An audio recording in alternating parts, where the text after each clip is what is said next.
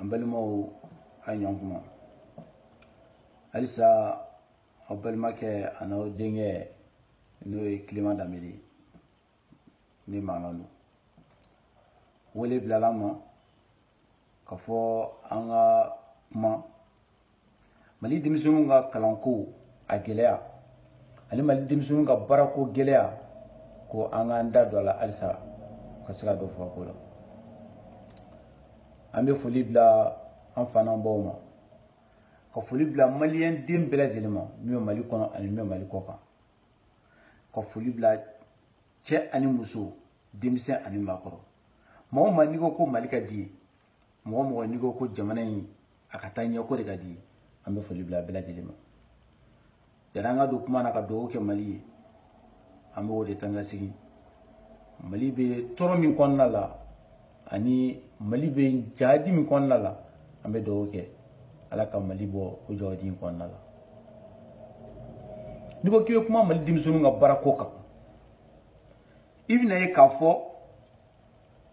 femino a bakuruba sabadi sabu ibita suro mali dimsunu dimsin nate barala ibita suro abe jekulu o sabado la kene ko nala o ba fo mi ma ko des catégories socio-professionnelles o folo sabu ni mali jeune ta ibita suro a jeune iya bo sira fa ibita suro abo o sabado la kene ko nala mali kono bi ni mata makimo ibita suro mo bi wolon vla ani woro o dimsini chie santan shigin katabla sambisbando mali diplôme wata ani wolon vla o be di mo ma sansan mali konna o diplôme wata ko nala ko mo keme ma sabadro ne be bara suro mali konna nya fo sisan wo dimsini ma jakulu sabade be mali kono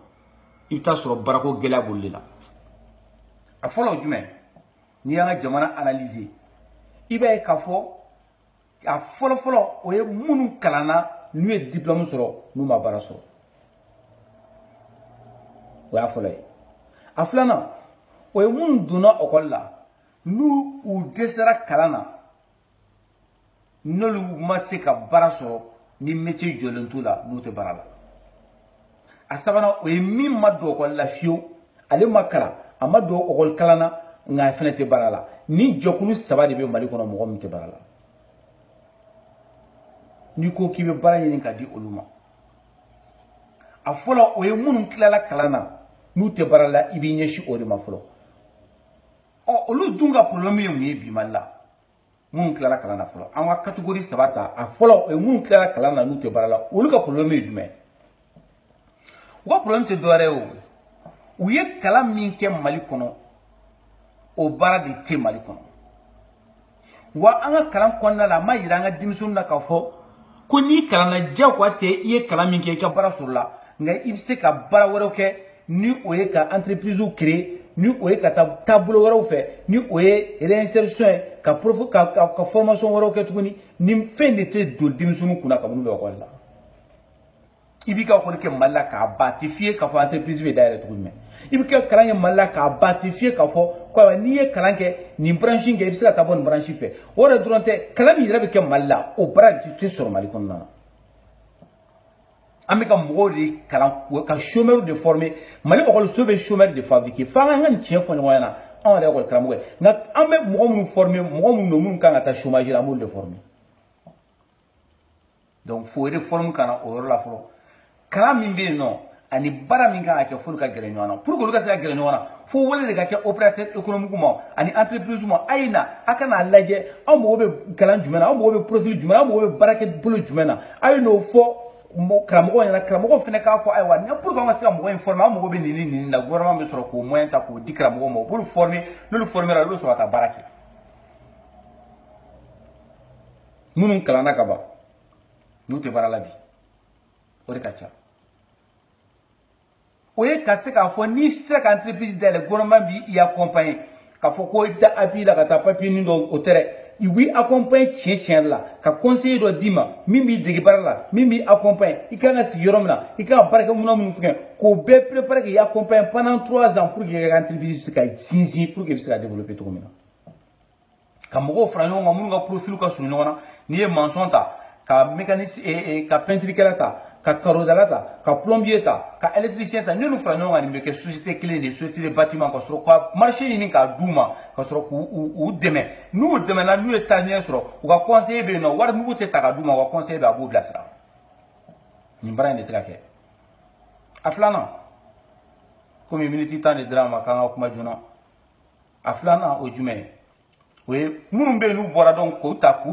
centre de réinsertion socio-professionnelle, c'est-à-dire qu'à centre d'aide, il y a 100 juridique, il m'a pas sur mais il sera ta formation reggae, voilà ça barasso. Il y a ce centre biologique, il m'a pas sur il sera ta formation reggae barasso. Il y a géographique, il m'a pas sur il sera ta calamore que Jona Kalo Woro Sangelo Konala, voilà ça c'est barasso. Quand la ka entreprise là, ni ya mo mi tabarala. Charge mon be jabana bo binga ko kan voilà c'est ça de nous tabarala. Ni bare ni teka kemali kono. En même temps, il faut atelier de formation professionnelle, ka warnu tata ka duma. Comment toi le million ça va tailler du comment mata. Du bini neke? Il veut sortir ce qui était là. Aywa, ay war di dimsunu ma, ou te kala neke, mali dimsunu te barafe, mali dimsunu foardi. Ka solo munu me ka war duma, iba don pere amgo be family, ibe war da mabta ko da tata ke ko ne. Ka adapter en réalité là. Ibe université dans le Mali région B, a belle de frale nyonga. Ati milliard kilomo nyanan kunga kabala daele bumoko ma fa mayne kunyumanu de maintenant kuntara daele kai tar nan kuntara daele kuluguru tar nan kuntara a daele Tombouctou nafa kume yala kateme anga université be daele bumoko kubla Mali dante bumoko fangani don ka fo Mali kalan ko gɛlɛya bɛ bi yɔrɔ min na o ye kalan suguya min bɛ kɛ denmisɛnninw kun kalan in man ɲi o kɔfɛ tuguni kalan o dɔrɔn tɛ tuguni kalan bɛ k'u kun yɔrɔ min na o t'a kɛyɔrɔ ye kalan suguya min bɛ k'u kun wagati min kɔnɔna la o t'a wagati ye o dɔrɔn tɛ dɛ an bɛ kalan min k'u kun o baara yɛrɛ tɛ sɔrɔ donc n'an sɔnna ka nin tiɲɛ fɔ ɲɔgɔn ɲɛna an b'a fɔ fɛnɛ fɛrɛ jumɛn kan ka sɔrɔ a la sabu kuma tɛ ka mɔgɔ critiquer k'a fɔ ko nin man ɲi nin man ɲi a kun ye fɛnɛ fɛrɛ jumɛn n'an bɛ se k'o fɔ walasa an maliyɛnw an bɛɛ ka fara ɲɔgɔn kan an bɛ se k'o fɛrɛ sɔrɔ o fɔlɔ an bɛ nin de fɔ o ye ka opérateur minnu bɛ mɔgɔw ta baara la a y'a to olu ka gɛrɛ minnu bɛ mɔgɔw kalan u ka baara kɛ ɲɔgɔn fɛ an mago bɛ nin mɔgɔ hakɛ de la an mago bɛ nin profil la n'i y'an tɛ ka maliyɛndenw ta an bɛ taa mɔgɔ wɛrɛw ta jamana wɛrɛ la sabu maliyɛndenw ni kalan sugu de tɛ kun an fana bɛ se k'o kalan k'u kun an mago bɛ nin na gouvernement b'a fɔ ayiwa n'aw mago bɛ nin na anw bɛ sɔrɔ ka nin fɛn in di karamɔgɔw ma karamɔgɔ a ye denmisɛnninw kalan nin na walasa baarakɛla minnu bɛ yen nɔ cakɛda minnu bɛ yen a ka se ka denmisɛnninw ta o baara la ɔ cakɛda o cakɛda n'i ye denmisɛnnin ta baara la nin nɔgɔya de bɛ k'i ye nin dɛmɛ de bɛ k'i ye jamana kɔnɔ fo ka taa se nin san hakɛ ma walasa n'i sera i ka se ka maliyɛndenw ta baara la aw bɛ se k'a faamu cogo di ko a bɛ fɔ ko Mali ye farafinna jigiɲɛsoba ye ko ɔkɔliso min bɛ yen n'o bɛ mɔgɔ kalan sɛnɛ na n'o o ye IPR ye pour que i ka taa yen nɔ f'i ka dossier de monter i ka concours kɛ pour que i ka se ka taa don IPR la dossier de bɛ monter n'i ka dun ka dossier ka ɲi alors que an kan ka bɛɛ kalan bi sɛnɛ na Mali kɔnɔ walasa dun ka fa ka sabati i bɛ se k'a faamu cogo di ko Mali ye jamana sabanan ye jamana min ko sanu bɛ bɔ a jamana kɔnɔ farafinna ko Mali la ɔkɔliso ɲɛnɛmaba tɛ yen nɔ ni sanu bɔ ɔkɔliso bɛ kɛ yɔrɔ min na n'i taara sanu bɔyɔrɔ la i b'a ye k'a fɔ n'i bɔra dugumana la a burɛti a pusera ni a dingɛ senna n'i bɔra yen dɔrɔn n'i yɛlɛla sanfɛ i tɛ maliyɛn bilen a bɛɛ dunna parce que u mago bɛ mɔgɔ min na a tɛ sɔrɔ Mali la mun de b'an bali ka mɔgɔ former o la e b'a faamu cogo di ko diɲɛ kɔnɔ jamana saba min bɛ yen ko tile bɛ bɔ o bɛɛ la ka tɛmɛ diɲɛ fan bɛɛ ka Mali b'o la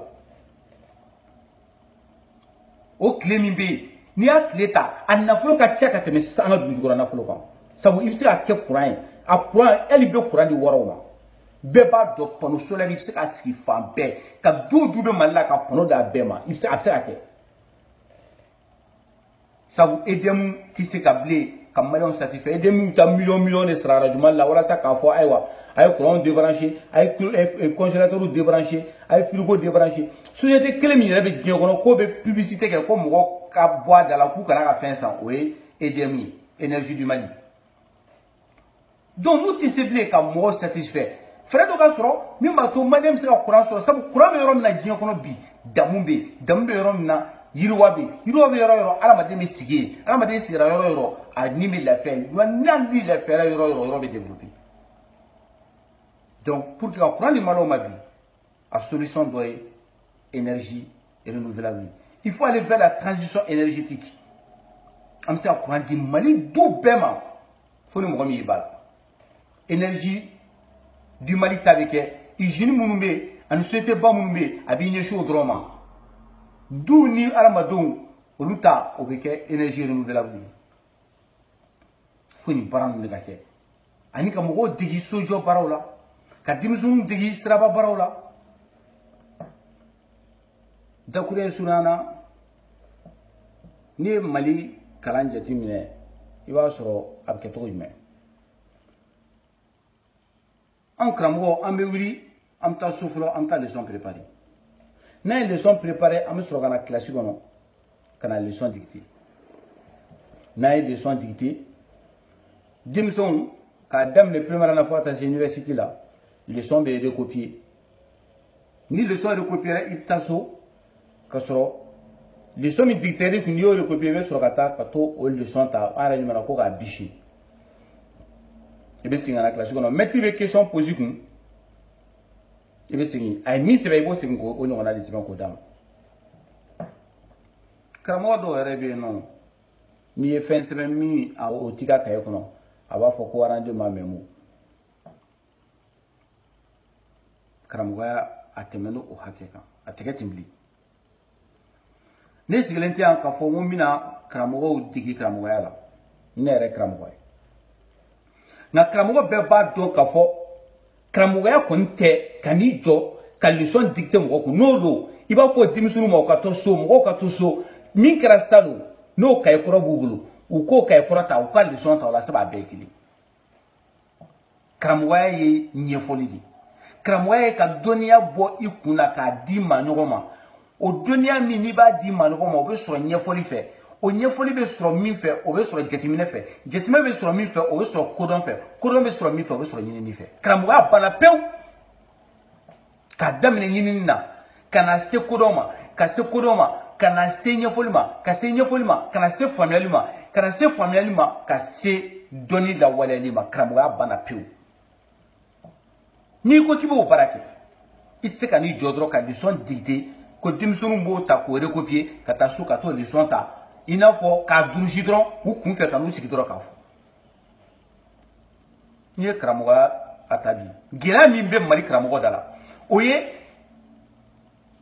heure fila kɔnɔna la karamɔgɔ bɛ heure kelen ani miniti 45 hakɛ de kɛ a bɛ ka leçon dicter miniti 15 k'o expliquer bɛɛ b'a dɔn leçon kalan o kalan k'i e y'o o dicter 1h45 minutes ka sɔrɔ ka o expliquer 15 minutes bɛɛ b'a dɔn dɔnniya tɛ yen bɛɛ b'a dɔn i bɛ ka mɔgɔ min kalan dɔnniya t'a tigi la n'o m'a bɔ brochure bɛ fili n'o m'a bɔ karamɔgɔ bɛ n'i sigi a b'a ka diɲɛlatigɛ baro kɛ mun de bɛ Mali kalan minnu kalanna ka ban n'u tɛ baara la bi o de ka ca o ye ka se k'a fɔ n'i sera ka entreprise dayɛlɛ gouvernement b'i accompagner k'a fɔ ko i bɛ taa appui la ka taa papier nin dɔ o tɛ dɛ i b'i accompagner tiɲɛ tiɲɛ la ka conseiller dɔ d'i ma min b'i dege baara la min b'i accompagner i kan ka sigi yɔrɔ min na i kan ka baarakɛminɛn minnu fɛngɛ k'o bɛɛ préparer k'i accompagner pendant 3 ans pour que i ka entreprise bɛ se ka sinsin pour que i bɛ se ka développer cogo min na ka mɔgɔw fara ɲɔgɔn kan minnu ka profil ka surun ɲɔgɔn na n'i ye maçon ta ka mécanicien ka peinturekɛla ta ka karodala ta ka plombier ta ka électricien ta n'olu fara ɲɔgɔn kan nin bɛ kɛ société kelen de société de bâtiment ka sɔrɔ ka marché ɲini k'a d'u ma ka sɔrɔ k'u dɛmɛ n'u dɛmɛna n'u ye taaɲɛ sɔrɔ u ka conseiller bɛ yen nɔ wari mugu tɛ ta ka d'u ma u ka conseiller bɛ a b'u bilasira nin baara in de tɛ ka kɛ a filanan komi miniti 10 de dira n ma k'an ka kuma joona a filanan o jumɛn ye o ye minnu bɛ yen n'u bɔra dɔn k'o ta k'u bila centre de réinsertion socio-professionnelle la c'est-à-dire ka centre dayɛlɛ min b'a to i ye science juridique kɛ i ma baara sɔrɔ mais i bɛ se ka taa kalan formation wɛrɛ kɛ walasa ka baara sɔrɔ i ye socio-anthropologie kɛ i ma baara sɔrɔ i bɛ se ka taa formation wɛrɛ kɛ ka baara sɔrɔ i ye géographie kɛ i ma baara sɔrɔ i bɛ se ka taa kalan wɛrɛ kɛ joona joona kalo 6 san 1 kɔnɔna la walasa ka se ka baara dɔ sɔrɔ ka tila k'a fɔ entreprise ɲɛna n'i ye mɔgɔ min ta baara la charge mun be jamana bo binga boy kan wala se bisa dem sunu tabaral ni bare ni teka kemali kono am tan sigi dora ko atelier be ka kere atelier de formation professionnelle ka ta dem sunu nege ka war nu tata ka duma kongo to be million sabata ibo di kongo to ma ta dumini neke ibe sura ti sigi tele la aywa ay war di dem sunu ma ute kala neke malik dem sunu te bara fe malik dem sunu fuar di ka so mu me ka war duma e ba don pere am go be femile be war da ma ta ko da ta ke ko ne kongo be jamana kono bana be jamana kono shironta be jamana kono senge be jamana kono ni ye million saba ta di mo ma e ma accompagner ma fui faut ka to filmer ko botele la ko million saba dira di musulma ta du parce que quand a suivi des quand a accompagné aflana mun klara kalana nous plutôt mun ma klara kalana nous le desra kalana ka bo amu tango formé ka laje métier mun be jamana kono sene kalam bete ka ti biri foro kono ka shin sene dumani mbe ka ti bi wolomle am se ka mo formé la ku bla coopérative la ku de me ka fo meru na ni meri sona ka kennedy bomoko kofe ka kennedy ube busu konna la ka kennedy mo do ma o meri fina be accompagner ka de me do meri ma wala sa meri se la développer wala sa demisunu mi se ka ta barake mo ma bo mo ka ta seneke ni mi se ka mali kono banilu mun yere be nul ma do ko la fio ni wolu tatukuni ka kila ku former parti de la mi mato sumara fe o be kalange ka calcul ni sebeni kalanzon wala fe o be métier kala ka soro kuta am go be métier mununa no o sene an dunga fa no o énergie renouvelable no courant wi panneau solaire no e sraba barawi no e sojo barawi ni o frakeli srawi am go be ni baraw de la ni dugujugoro na fulo mun do kalam parce que a ko sote mala mo be la ka dimsunu formula ni dimsunu formula bi se ka bara min da mala ka bara ba keme sawono ni bara ni take mali chômage problème a solution be mali kono bani keleme ka ke nte be ba solution c'est une question de volonté politique à appliquer ni mi manganchi bobe ke ka dondo ma wala so ki mam ni mi manganchi jamana te joti donc na yan wele bi ko ne climat kana kuma mali chômage ko la mali chômage ko il faut mettre dans l'école la culture de l'entrepreneuriat c'est-à-dire que on se connaît la ka dimsunu digi entreprise ko la ka matière do créer spécialement au kama mali la formation be ko fana yelema an mo kala barala mo be baramina an mo digi barala barami tesoro sans juridique, sans anthropologie, sans éducation, littérature, géographie, c'est-à-dire qu'on a mo digi dimisunu ka diplôme ta ka di dimisunu ma duma do kam ni be do école la ba do ka fo ni clé ci baraso on doit former les jeunes en adéquation avec les besoins du marché d'emploi et ça c'est une nécessité au Mali si on veut se développer si on veut lutter contre le chômage si on veut lutter contre la misère si on veut lutter contre la surpopulation si on veut aller vers une véritable décentralisation il faut former les jeunes dans le domaine dont on a besoin au Mali sur le marché d'emploi et non former des hauts cadres théoriques qui n'ont aucune utilité sur le marché d'emploi. À cela, il faut mettre en place une politique de régionalisation économique basée sur la réalité de chaque région et mettre en avant l'emploi des jeunes dans ce secteur-là. Il faut ne pas ni marquer à me faire là. A be kati si tele la ou kati si da bureau kono atelier kuma ni fona shera ana do a detail la ka nya fotukuni ay to benga salam Mohamed merci beaucoup.